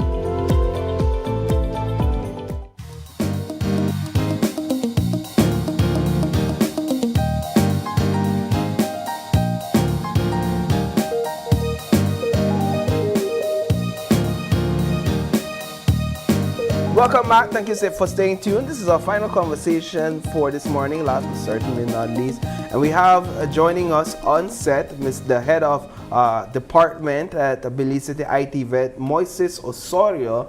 We also have joining him the automotive instructor, Mr. Eric Vernon, and a carpentry student, day division, Nika Enriquez. Good morning. Good morning. Thanks for and joining welcome. us. Yes, so let's jump right into the conversation. We'll start with you, Mr. Osorio. Where are we in the academic year for ITVET, and what opportunities exist as we currently speak? At the moment, we are just about to start school in September. We are trying to engage on an open house at the moment. The 28th of this month, we are having an open house whereby we are asking all parents and students from third farm and fourth farm, or any who didn't complete their courses or their studies, can visit ITVET, whereby open house we're going to have it in three phases. One at this moment, then after that in February, and then after that in April. The purpose for this is for capturing students, whereby we are offering opportunities in all different areas, especially 6 areas: cosmetology, automotive, carpentry, electrical, food prep, and EC. At the moment, EC and electrical trades are filled. Are they? Yes. So what we are doing, we are trying to get and capture students for the rest of the trades. Cosmetology seems to be a new one. Is that? No, it's not the new one. What's new on the list? On the list at the moment, the program should be, well, the carpentry one, which is just open last year. So you've had a cohort go through that already, at least one. All right, so right now I see conversations surrounding trade skills escalating. More and more it appears as if people are seeing the importance of having skilled trade workers in our society. You're calling and you're looking for somebody skilled to do some work for you. It's so hard to find sometimes. Do you find that the conversation is escalating and that there's an increased demand for these sort of skills? At the moment, yes. We see, especially in different areas, whereby you don't see it in all, but you see the need, especially in auto. At the moment, our trainer here, Mr. Vernon, went to Jamaica to enhance his skill in EV. And he could say something related to it, because We are trying to move forward in electronic vehicles, and he can speak about it a little bit. You know what I find so interesting about automotive repair is that oftentimes that was kind of like a skill set that people just kind of developed over time. Yeah. I'm not certain that a lot of people would go to school to be certified in automotive repair. Is this something that we're seeing more young people or persons in general be interested in actually certifying themselves? Yeah, gone are those days when you could learn mechanic and actually be productive. Because as it is right now, the technology has evolved so much so, like tenfolds. That's true. What happened is that, like in the past, we have been hearing a lot of cry from people who are saying that they want to be trained in specific disciplines as it relates to trades. But Belize does not provide the adequate training facility. GOB and the Minister of Education has responded to that call, and they reached out to really skilled instructors. Fortunately, I am one of them. That what the route that they're taking now is to train the trainer. So, like myself, a couple of weeks ago, I was in Jamaica. Okay, that's recent. Yeah. I came back just Sunday past. Yeah, man. Yeah, man. Correct. We are going. We are going. Yeah. Yeah, so out there, I got exposed to the level 4 certification in hybrid and electric vehicles. Now, we intend to roll out a module of that in the not too distant future. Until we get all what we need, as it is, I teach the level 1 and level 2 automotive at ITVET. What does that include, level 1 and level 2? Level 1 is like the introductory level, but you are exposed to like the chassis, steering, suspension, brakes, like everything. Yeah. It's a complete package. Now level 2, when you enter level 2, you go on a different level where you do diagnostics, you know, troubleshooting. As it is right now at ITVET, we have a program, a preventive maintenance program that that's my brainchild, where you would bring your vehicle in, we do a complete physical analysis, let you know what's critical, and what we do after we do the maintenance, whenever the next service is due, we'll call you, you come in, and the way how it is set up that the trainee that actually partake in that job gets a percentage of it, the school gets a percentage, and of course myself. Yeah, of course. Hell yeah. I want to get to Nika, but quickly before that, I just want to hear a bit about your experience in Jamaica and how much of an eye-opener it was for you to work with EV and hybrid vehicles, which is a complete shift from what we're accustomed to here in Belize. The course was very, very intense.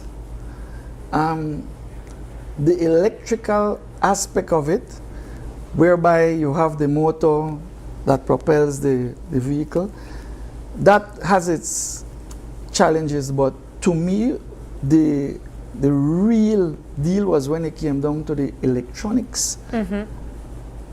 That's where all the intricacies as to what sensor triggered this, and you know, that was the most difficult for me.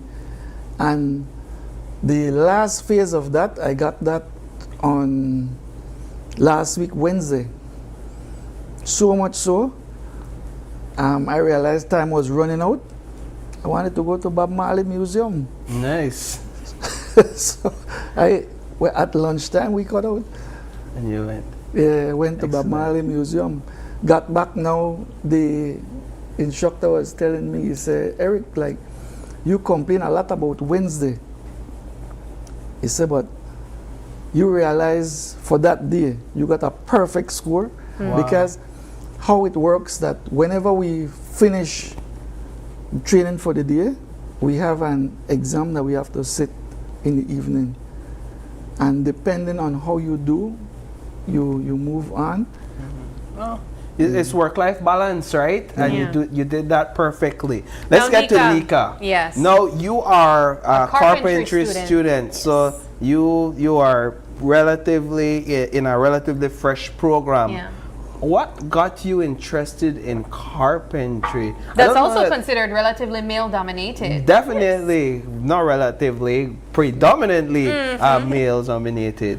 Well, since I was younger, I grew up with lone male cousins, so I was always outside with them, and they used to treat me like one of them. So I just do everything they do, and then I get to like it, get to do every little things around the house when my mama asks.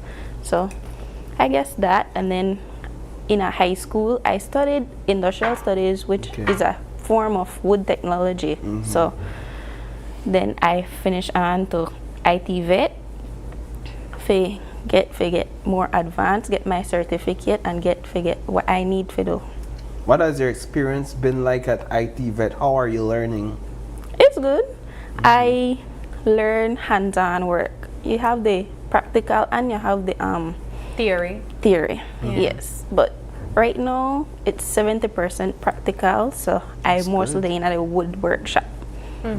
I done build a wardrobe. Oh, yes, it took a while, but I did it. I built other leaf stuff like shelves and stuff, but other than that, yes, I want to go back to build more because that's something I just like. One of the things I really love about trade schools is that you're able to see progress unfold in real time. You know, whereas you go and you do theory for a more conventional type of school system, with trade schools, you're able to see and assess the level of learning in real time. We just heard from Nika where she said she built a wardrobe. Yeah, it took some time, but you can see that there. In the cases of, I imagine, automotive, you're able to see that in the way that the students can have side jobs while going to school as well. Is this something that we hope to see come out of this institution, and also to encourage people to be a part of, to know that this is what you can expect? Yes, it's true. Students do have little side jobs that they do, and actually we encourage students to work along with the instructor and learn more. I know the instructors are well versed on their trade, and I believe that they should continue to produce either in the institution outside.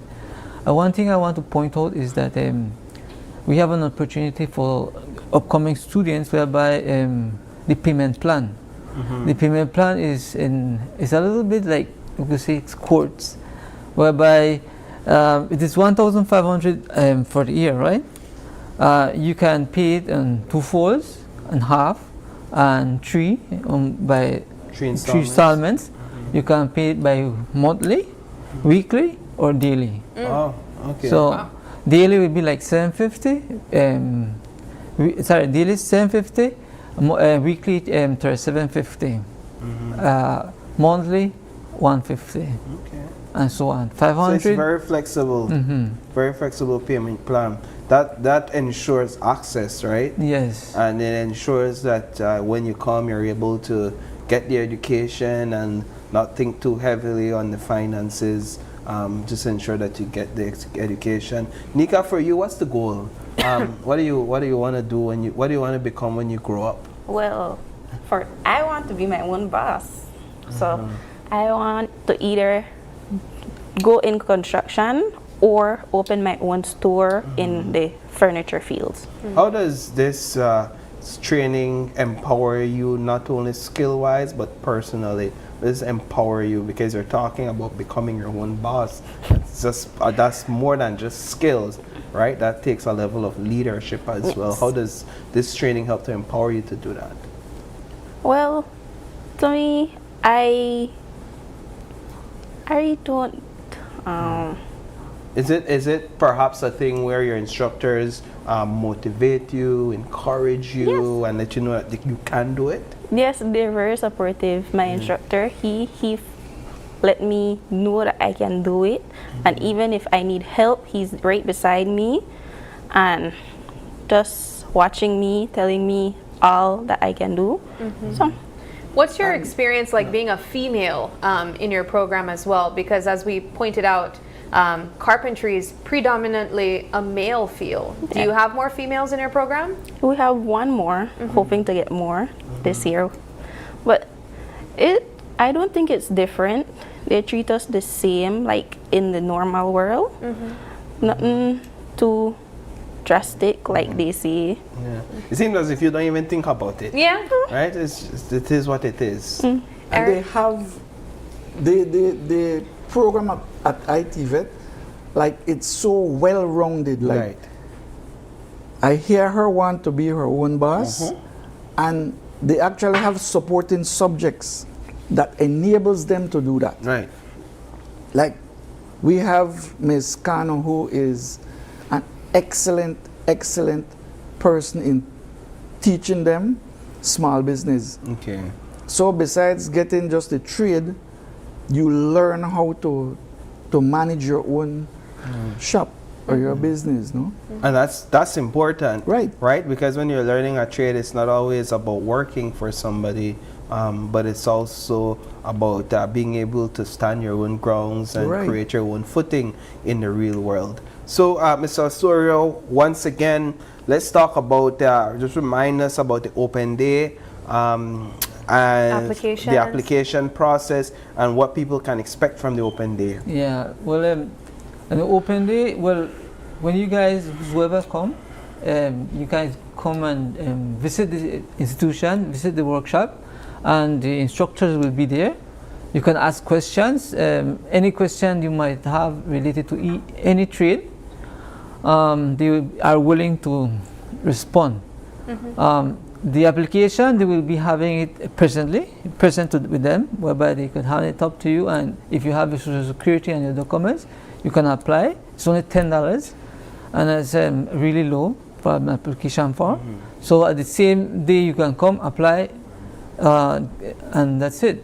And there's one thing that we are trying to cater to is those who have already graduated. Right. Whereby there's one thing. From high school? Yes, I want to express something. The graduates, whereby we are seeing that there are more potential students for ITVET. And if you are graduated from high school, you actually get accepted at once. Oh, so immediate acceptance. Immediate, yes, it's immediate. So the age range will be like 16 years old.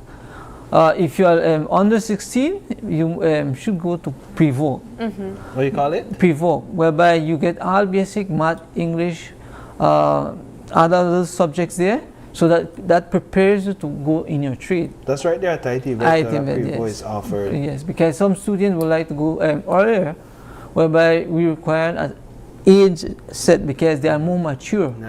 When they are more mature, it's easier to teach them, and they can. And there's less issues created in the classroom. So they're likely to be more committed. Yes, and that's true. They're really more committed. But outside of the high school qualification, who else can apply? Those who have already didn't finish high school, like third farmers too.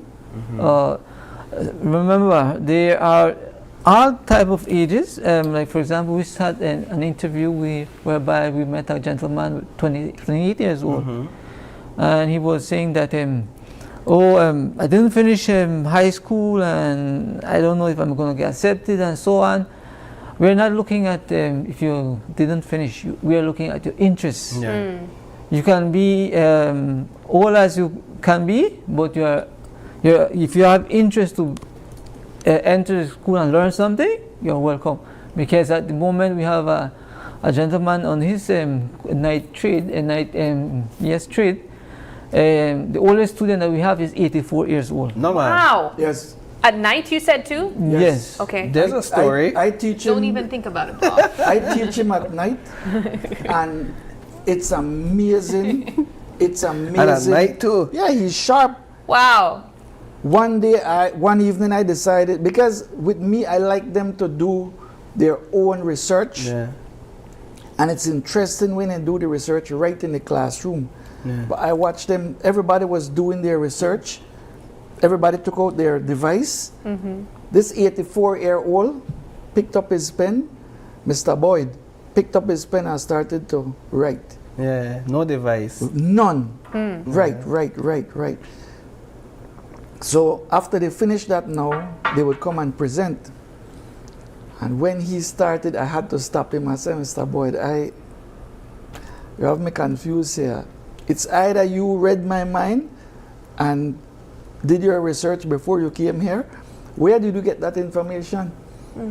From you, Mr. Vernon, from you.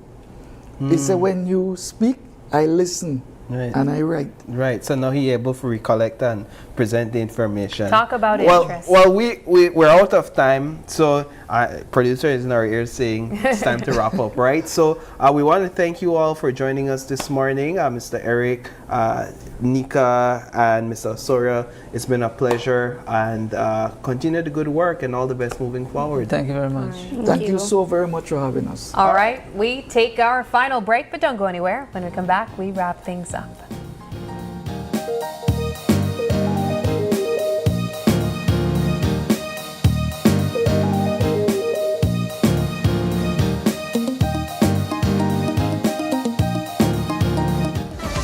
Who will walk away with the $10,000 grand prize and bragging rights as KTV The Remix Season 7 champion?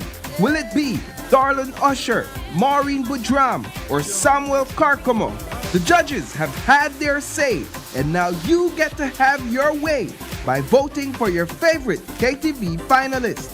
And oh, I'll see you tonight. Yeah, in my dreams I'll be alright.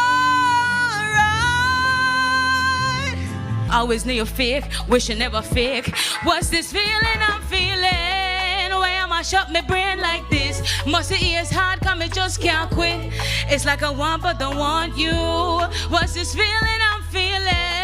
Why am I shut my brain like this? Must it is hard, come it just can't quit. Under the moonlight, we dance so free. With your heart next to mine, that's where I wanna be. Your smile shines brighter than the stars above. Oh, my sweet darling, you're my one true love.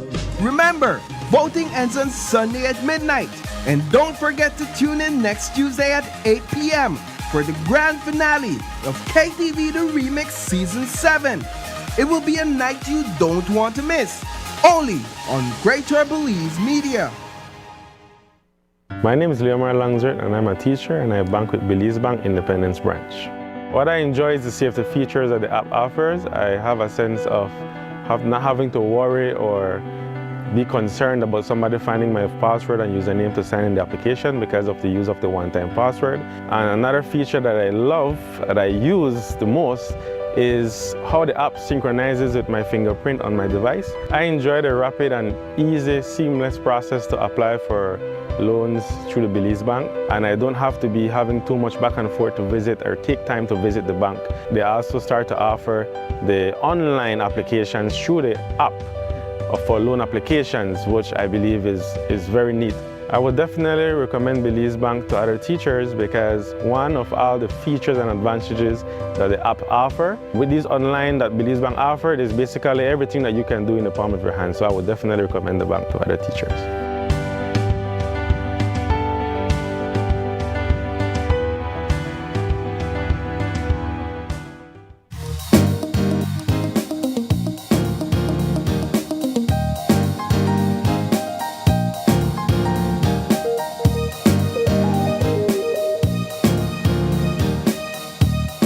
Welcome back, and thank you for sticking with us. We are wrapping up this morning's conversation, and we want to say thank you to everyone who joined us this morning, and also you guys for tuning in with us. It is August 21st, and I don't have a picture, but I do have a birthday shout out to one of my favorite persons ever, Mr. Nomar Bembridge. I used to work with him.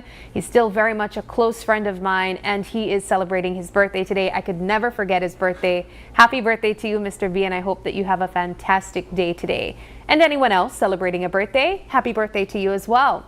If you'd like to give a birthday shout out, or if you have any questions, comments, or concerns, you can send us an email at oye@channel5belize.com. You could also catch us live on Facebook every weekday morning at Open Your Eyes BC. As well as Instagram for behind the scenes contents, that's OYE Belize.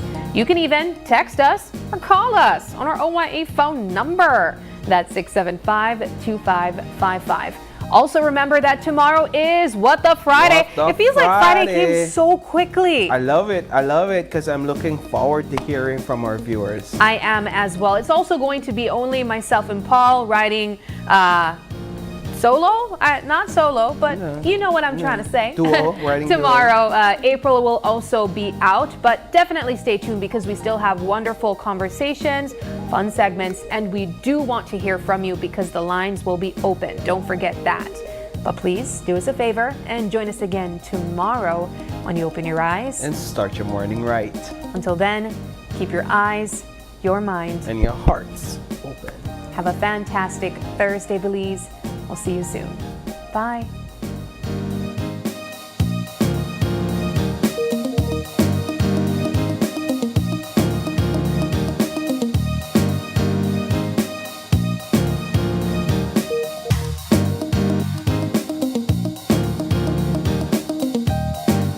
Open Your Eyes was brought to you by the Belize Bank, our country, your bank, and Smart, bringing people together.